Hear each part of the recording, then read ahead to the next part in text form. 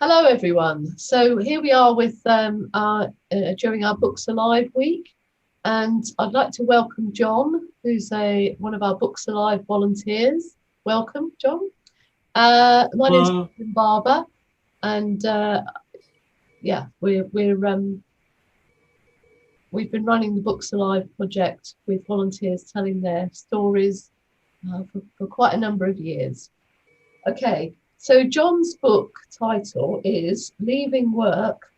I lost my identity and had to create a whole new life. Um, so, John, could you just start by telling me a bit about how, what made you choose this book title?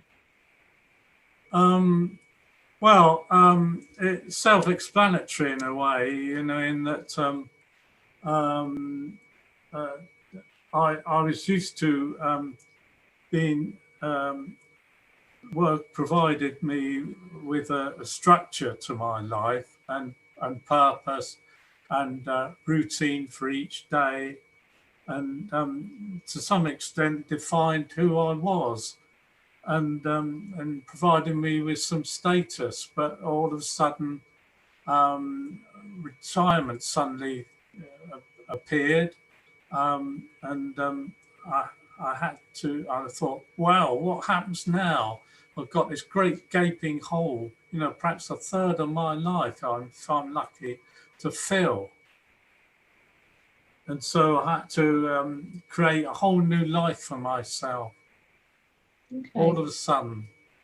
What was your work? What was your identity? I was I worked as a civil servant for many years, as a statistical officer. Right. Desk-bound job, but it did provide me with some status in life, and something that I you know took up a lot of my time thinking about, and which I enjoy, and yeah. Okay.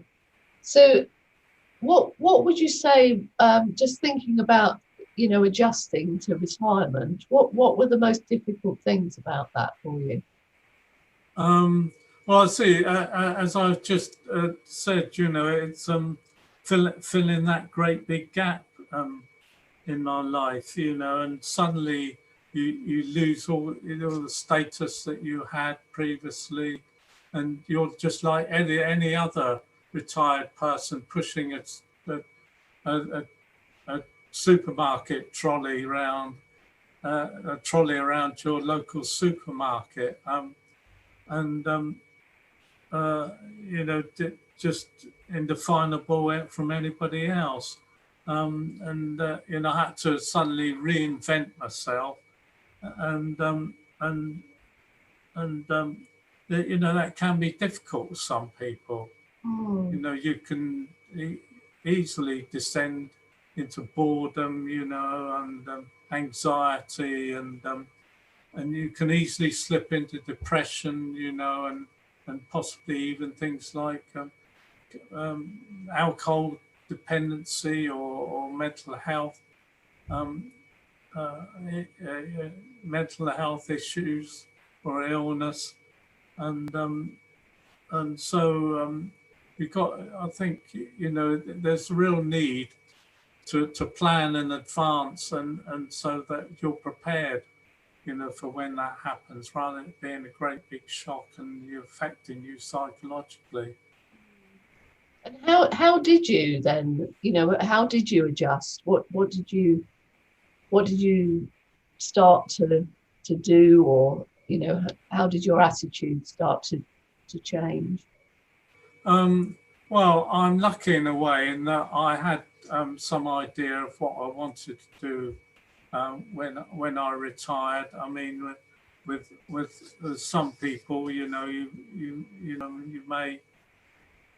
may wish to travel, have aspirations of travel, or start a new hobby or interest, join a club, or you may be just happy living at home, putting your feet up, reading a book, and as in the case of my brother, uh, taking visits to the local golf course, Mm. and visiting his Waitrose in the local Waitrose in the afternoon, and buying ingredients for cooking the evening meal, and experimenting with cooking. And so and then doing odd jobs or tinkering about in the garden. And he's quite happy with that, but that doesn't always suit people, Mm. other people, including myself. I had to feel that I had some better purpose, for my retirement, and that will, help get me up give me some purpose for getting up in the morning. And as I say, I decided quite a few years in advance that I wanted to get into volunteering, make a difference in life to other people and put something back. Mm. And so I did a certain amount of preparation before, I did retire. I did a little bit of volunteering at weekends, even it's just sort of joining the picking group, and I also joined a group in Portsmouth who met occasionally that promoted adult learning in the Mm. community. I also at work did a MVQ in business administration, and then um,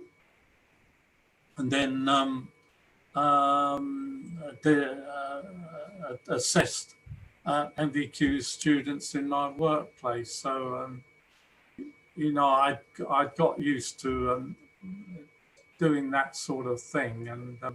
But it's still, when retirement come around, I still had to decide, what sort of volunteering I wanted to do. Mm. So it's interesting, isn't it? You obviously did prepare for retirement, and you were thinking about it, but still it kind of hit you, really, that's sort of the reality of Yeah. leaving work. Yeah, I thought, that's well and good, but what sort of volunteering do I want to do? Um, what sort of volunteering would I enjoy, and float my boat, so to speak, and make me feel that I'm doing something worthwhile. I did know that I wanted to do something that engage with people. I like to feel that I'm quite a people person, and I wanted to make new friends, because I live on my own, and I wanted to get out, engage with the local community, and so what I did, and what I would advise other retirees to do, whatever they want to do, is don't worry, don't worry about taking a little bit of time to think about what you want to do, and but try and explore some sort of avenues that may provide, opportunities that may appeal to you. So yeah, just so I met you when you were volunteering, and you've been incredibly active as a volunteer, haven't you, with different things, and that was how we originally met. And Yeah. but I'm just so. Do you think, just thinking about the kind of assumptions or stigma that's associated with, being retired, being older, is that something that you have felt? Is it? So you've talked about your own kind of, feelings about it, but have you come across attitudes from other people, that have concerned you, I suppose? Well, I think that, like quite a number of other older people, they're feeling that the media defines elderly quite often as anybody over 60, which is absolutely ridiculous, particularly in modern times, where you know, that I think older people got much more, come from a different generation really, and they're by no means elderly, so to speak, you know, in their attitudes and what they can do, and that what they can do physically and mentally. And I do find, you know, there's a bit of, occasionally I do come across, you know, quite patronizing uh, um, uh, ways of speaking to older people, you know, thinking they're all stupid and can't work machines. You know, I find this in supermarkets when it's doing a self-service. You know, they come across, there you are, push that. If you push that button, you know that, you know, they come across and volunteer to help you, thinking, oh, you can't operate. You know, the mechanics of the thing. You know, there you are. If you put that in your bag, you know, you're, first of all, then do the next one, and all that sort of thing. It's very patronizing. Like, you know, and I sometimes say, I do know I'm not stupid, you know, and although, you know, some of the um, uh, people in the health service, you know, that question you about, you know, whether you're eating properly. Are you sure you're eating properly? And, you know, and drinking enough fluids throughout the day, and you know, as if you're absolutely stupid and don't, you know, it's important for you to get out and do some exercise, you know. I do know that, you know, and I walk more than 4 miles a day. Oh, well done. Oh, aren't you good? You know, and that sort of attitude I find, you know, quite irritating, like a lot of older people. Yeah. Okay. What would you, yeah, okay, thanks. I mean, is there anything that you'd want to say to someone else kind of coming up, you know, going through this experience, maybe feeling like you were feeling at the beginning of retirement? What would you Yeah, say? sure. I mean, try it, and in as much time before you retire, give as much thought as you can about what you want to do, you know, and what you're good at, what skills you can you have, what you might like to get interested in, um, and so that it doesn't come as a great big shock when the day actually arises. You know, I mean, even then, um, it can be difficult. You know, I find that retirement still weighs heavily on me sometimes. You know, and I feel that I need something to get me up in the mornings, especially during the you know the in the present COVID days when I'm not allowed, when there's not much I can do. So I find that quite hard. And and so, you know, I need something, you know, really to get me up in the morning and to provide me with some sort of fulfillment Yeah. at the end of the day. But as I say, you know, try to plan in advance. And then when you do retire, you know, take a little bit of time to look around, see what clubs there are you can maybe able to join, and what online courses you can subscribe to, or activities you could get involved in. Look at, you know, go into community centres, look on notice boards about what is going on. You know, uh, uh, go to meetings, you know, where you know they're asking for people's opinions, you know, and you'll be surprised at how you can meet new people in that way, you know, talk to the people, um, just go along and see what happens, see who's there, and try and meet as many possible, talk to them, and you can, and often, you know, it provides a sort of route into into a particular activity. Yeah. You know, but that's how I first got my decided on my first volunteering opportunity. I went along to a meeting that I saw publicised at the time of the 2012 Olympic Games, where people from the representing the games were trying to spread the message about more sport participation at ground roots level. And so they're visiting all sorts of towns, and they visited Gosport and held a meeting, and you know, asking for people from local sports clubs to come along.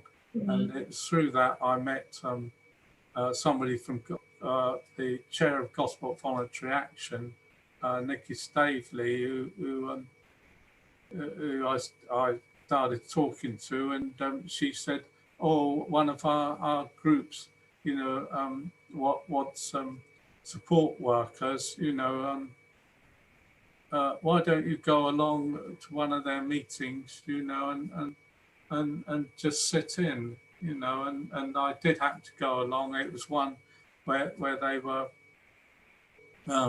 supporting adults with mental health issues, and who volunteer in the community, and called Give, Gain and Grow. I enjoyed my visit, and decided to, you know, support them and go out on their activities, and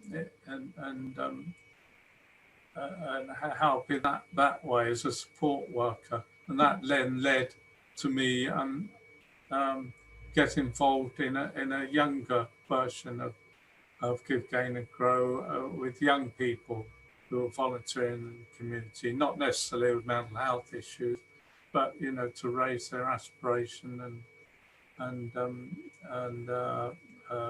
self-esteem and confidence. And